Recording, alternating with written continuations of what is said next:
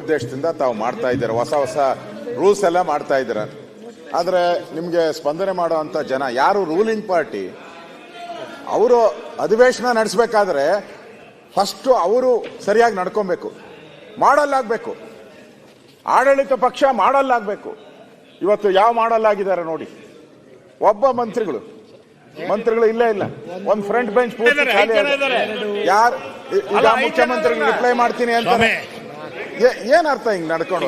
ದಯವಿಟ್ಟು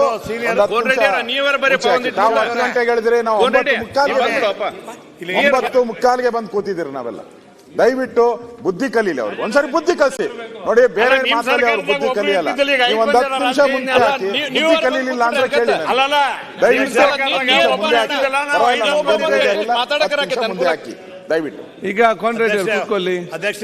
home minister ಆಮೇಲೆ law minister ಇಬ್ರು ಕೌನ್ಸಿಲ್ ಕ್ವಶನ್ 2 ಕ್ವಶನ್ ಮುಗಿಸ್ಕೊಂಡ್ ಬರ್ತಾರೆ ನೋಡಿ. ಬಂದಿದ್ದಾರೆ, ಸ್ಟಾರ್ಟ್ ಮಾಡಿ. 3 ಜನ ನಮ್ಮವ್ರು. ಅಧ್ಯಕ್ಷರೇ ಓದಿ, ಯಾರ್ಯಾರು ಇರ್ಬೇಕು ಓದಿ, ಹೆಸರು ಓದಿ ದಯವಿಟ್ಟು. ಹೆಸರು ಓದಿ, ಯಾರ್ಯಾರು ಇರ್ಬೇಕು ದಯವಿಟ್ಟು. ಈ ಸದನದಲ್ಲಿ ಯಾರ್ಯಾರು ಇರ್ಬೇಕು ಹೆಸರು ಐತೆ ನಿಮ್ಮ ಹತ್ರ, ದಯವಿಟ್ಟು ಓದಿ ಪ್ಲೀಸ್. ದಯವಿಟ್ಟು ಓದಿ ನೋಡ್ರಿ. ಸಭಾಧ್ಯಕ್ಷ ವಿಧಾನ ಪರಿಷತ್ ಬಿಟ್ಬಿಡಿ. ಈಗ ವಿಪ್ ಅವರೇ, ಇಲ್ಲಿ ಒಂದು ಕಥೆ ಹೇಳಿದ್ರೆ ಆಗುದಿಲ್ಲ. ಇಲ್ಲಿ ಬರುವವರು ಬರಬೇಕು ಇದರಲ್ಲಿ. ಈಗ 9 ಗಂಟೆ ನಾವು 10 ಗಂಟೆ ಯಾಕೆ ಇಡೋದು ಅಂತದ್ದು? ಸರ್, ನಾನು ನಿಮ್ ಡೈರೆಕ್ಷನ್, ನಮ್ಮ ಸಭಾನಾಯಕರ ಡೈರೆಕ್ಷನ್ ವಿಪ್ ಇಶ್ಯೂ ಮಾಡಿದೀನಿ. ನಾನು 1 ಅವರಿಂದ ಫೋನ್ ಮಾಡ್ತಾನೆ ಇದ್ದೀನಿ. ಹೋಮ್ ಮಿನಿಸ್ಟರ್ ಮಾದೇವಪ್ಪ ಅವ್ರು ಕೂಡ ಕೌನ್ಸಿಲ್ನಾಗೆ ಇದೆ.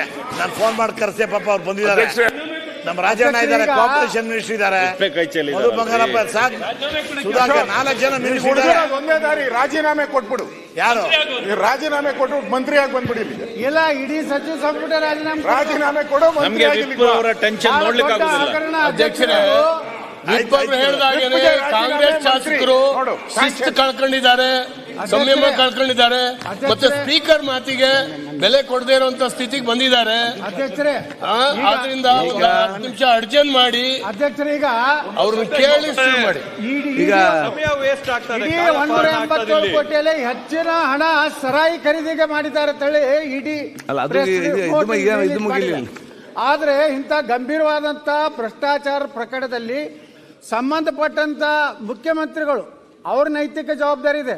ಅವರೇ ಇಲ್ಲಾರ್ದೇನೆ ಹೆಂಗ್ ಸದನ ನಡೆಸ್ತೀರಿ ನೀವು? ಇಡಿ ಅವ್ರು ನಿನ್ನೆ ಪ್ರೆಸ್ ನೋಟ್ ರಿಲೀಸ್ ಮಾಡಿದ್ದಾರೆ. ಮ್ಯಾಕ್ಸಿಮಮ್ ಹಣ ಸರಾಯಿ ಓಡೋಡಿ ಒಬ್ಬೊಬ್ಬರೇ ಬರೋದು ಬೇಡ. 4-5 ಜನ ಮಂತ್ರಿಗಳಾದ ಫ್ರಂಟ್ ಬೆಂಚ್ ಬರಲಿ.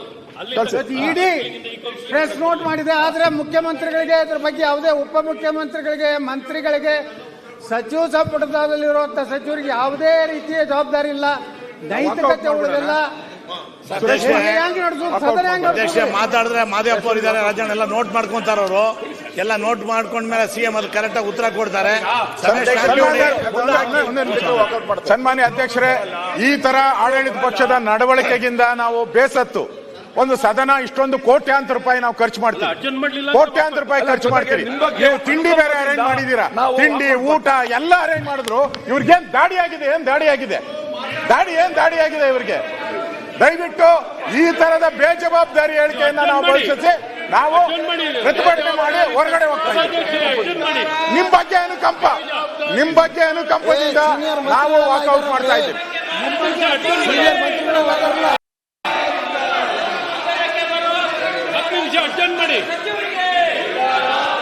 SC ST ಹಗರಣದ ಬಗ್ಗೆ ಲಘುವಾಗಿ ತಗೊಂಡಿದೆ ನೋಡಿ. ಅವ್ರಿಗೆ